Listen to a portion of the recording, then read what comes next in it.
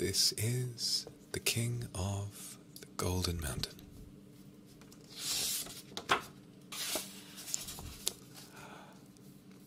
There was once a merchant who had only one child, a son that was very young, barely able to run alone.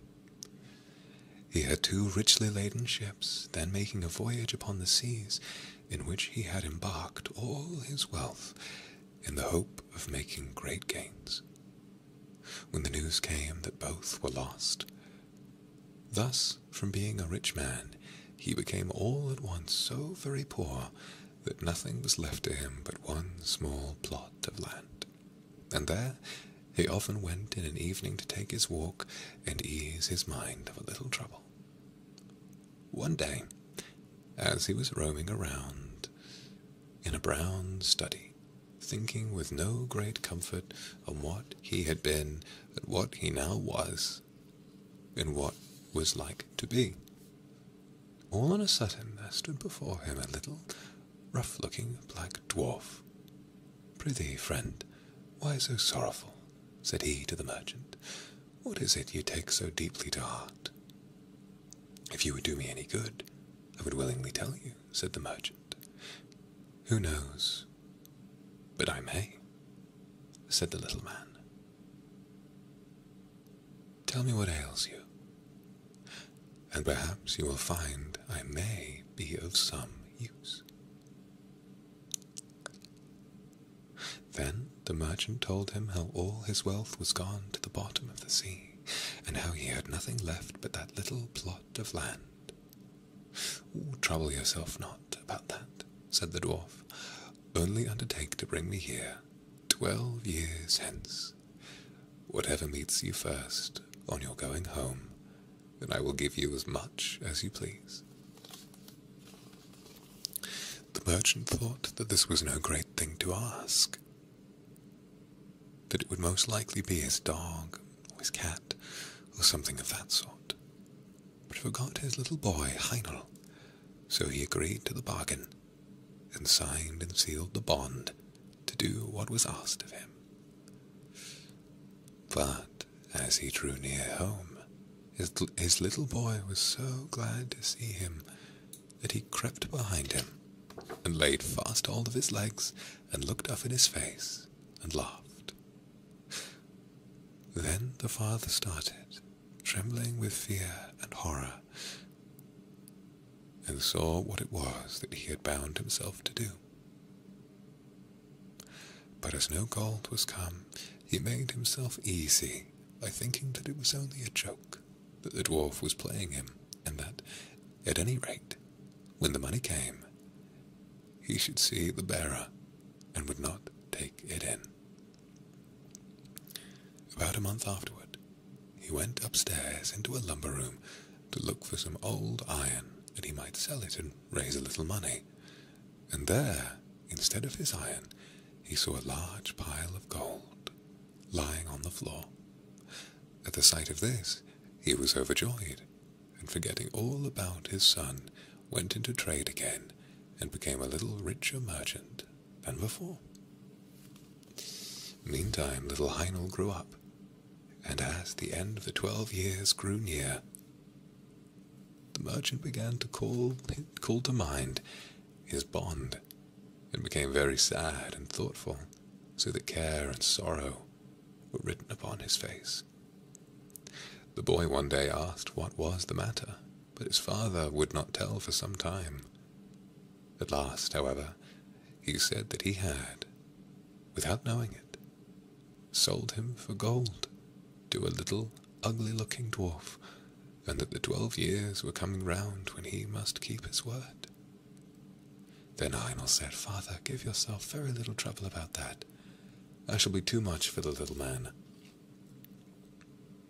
When the time came, the father and son went out together to the place agreed upon, and the son drew a circle on the ground, and set himself and his father in the middle of it. A little black dwarf soon came, that walked round and round the circle, but could not find any way to get into it, and he either could not, or dared not, jump over it. At last the boy said to him, "Have you anything to say to us, my friend? Or what do you want?"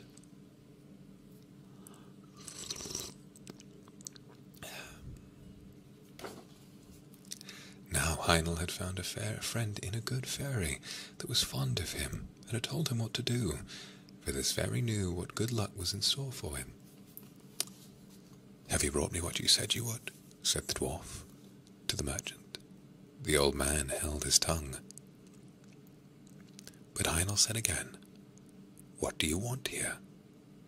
The dwarf said, "I come to talk with your father, not with you. You have cheated and taken in my father," said the son. "Pray give him up this bond at once." "Fair and softly," said the little old man. "Right is right. I have paid my money, and your father has it, and spent it. So be so good as to let me have what I paid for." "He must have my consent to that first," said Heinel, "so please to step in here, and let us talk it over." The old man grinned, and showed his teeth, as if he should have been very glad to get into the circle if he could. Then, at last, after a long talk, they came to terms. Heinel agreed that his father must give him up, and that so far the dwarf should have his way. But, on the other hand, the fairy had told Heinel what future was in store for him if he followed his own course, and he did not choose to be given up to his humpbacked friend, who seemed so anxious for his company.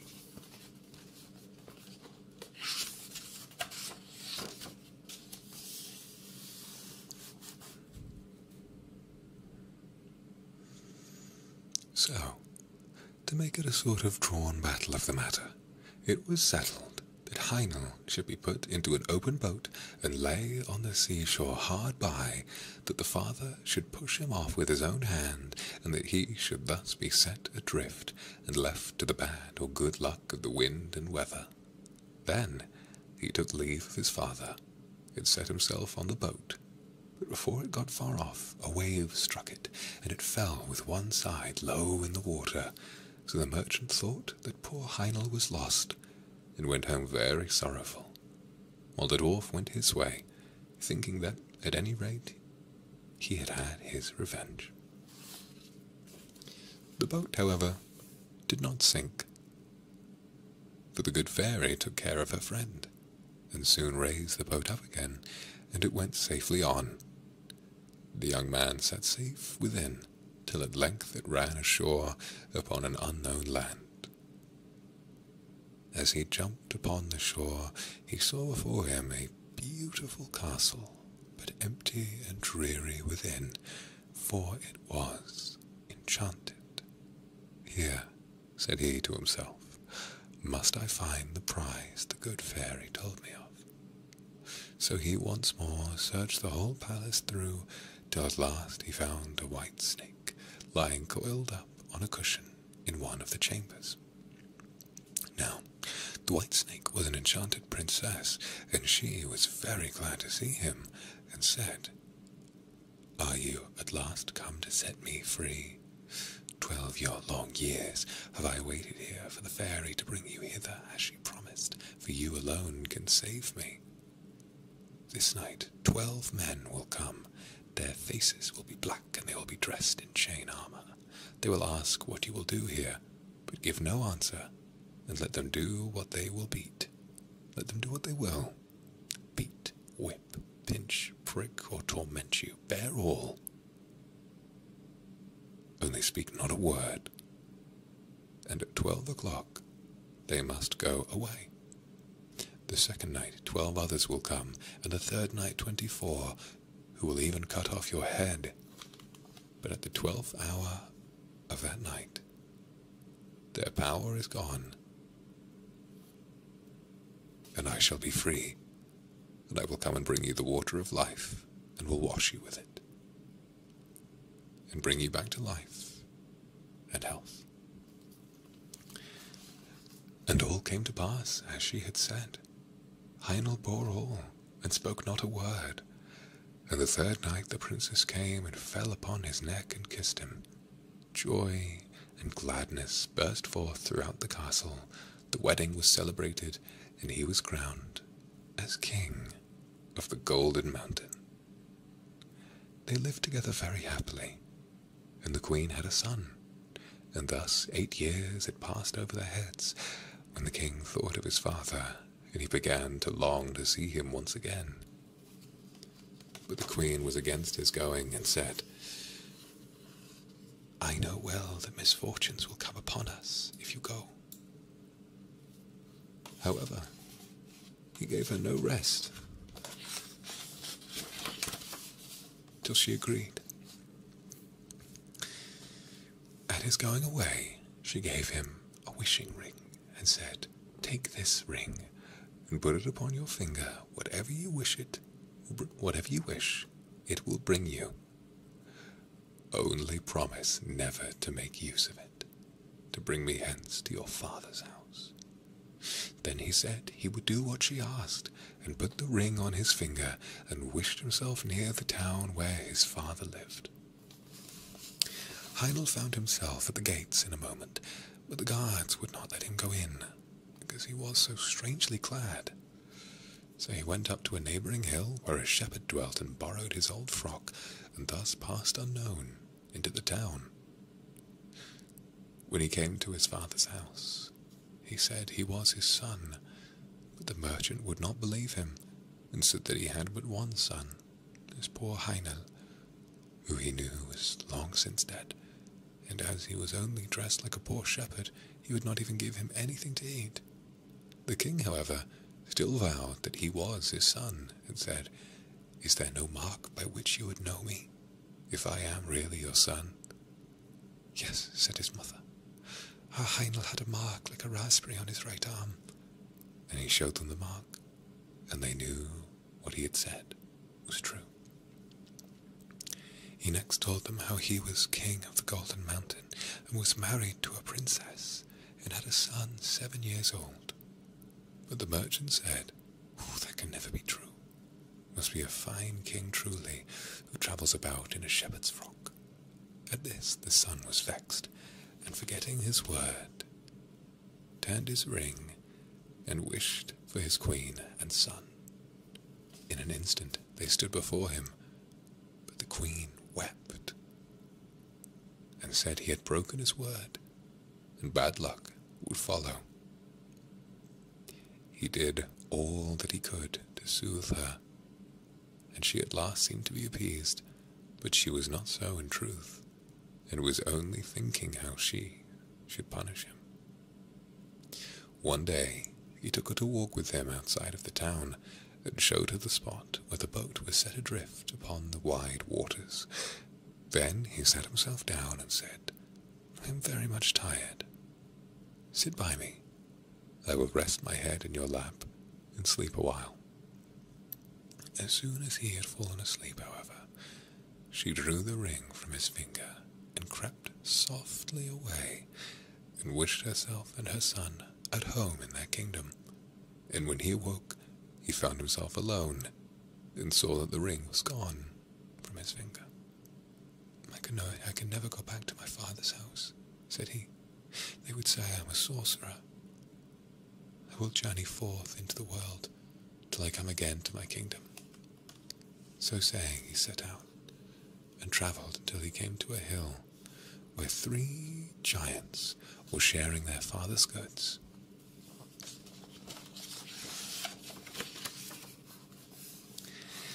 And as they saw him pass, they cried out and said, "Little men have sharp wits.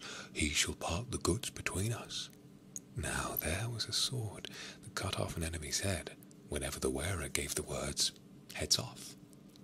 A cloak that made the owner invisible, or gave him any form he pleased, and a pair of boots that carried the wearer wherever he wished. Heinel said they must first let him try these wonderful things, and then he might know how to set a value upon them. Then they gave him the cloak, and he wished himself a fly, and in a moment he was a fly. "The cloak is very well," said he. "Now give me the sword." "No," said they, "not unless you undertake not to say 'heads off,' for if you do, we are all dead men." So they gave it to him, charging him to try it on a tree. He next asked for the boots also, and the moment he had all three in his power, he wished himself at the Golden Mountain, and he was there at once. So the giants were left behind, with no goods to share or quarrel about. As Heinel came near his castle, he heard the sound of merry music, and the people around him told him that his queen was about to marry another husband. And he threw his cloak around him and passed through the castle hall and placed himself by the side of the queen, where no one saw him. But when anything to eat was put upon her plate, he took it away and ate it himself. And when a glass of wine was handed to her, he took it and drank it. And thus, though they kept on giving her meat and drink, her plate and cup were always empty. Upon this, fear and remorse came over her, and she went into her chamber alone, and sat there weeping, and he followed her there. "Alas," said she to herself, "was I not once set free? Why then does this enchantment still seem to bind me?" "False and fickle one," said he, "one indeed came who set thee free, and he is now near thee again. But how have you used him? Ought he to have had such treatment from thee?" Then he went out and sent away the company, and said the wedding was at an end, for that he was come back to the kingdom. But the princes, peers, and great men mocked at him. However, he would enter into no parley with them, but only asked them if they would go in peace or not. And they turned upon him and tried to seize him, but he drew his sword. "Heads off," cried he, and with the word the traitors' heads fell before him, and Heinel was once more king of the Golden Mountain.